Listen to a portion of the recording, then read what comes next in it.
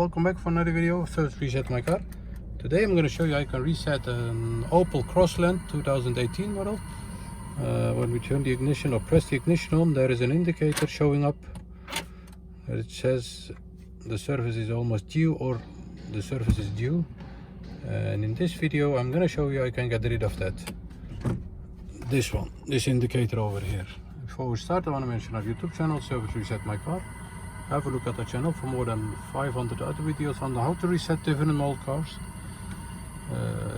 Use the comment area if you have any questions and I'll get back to you as soon as possible. Okay, let's start with this one. First step is have the ignition off.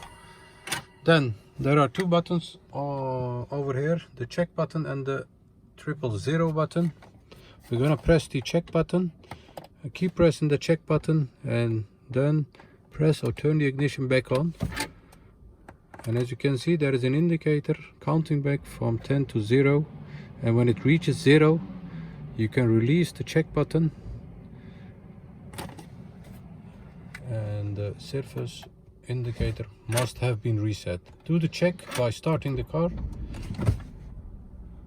and as you can see the indicator doesn't show up anymore. Once again, first step, turn the ignition off. Second step, check button, press and hold. Ignition back on, wait for the indicator to count back from 10 to 0.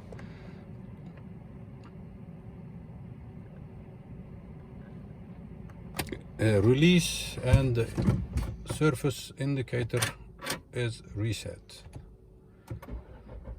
That was it. Thanks for watching and hope to see you next time with another video. Stay safe. Bye bye.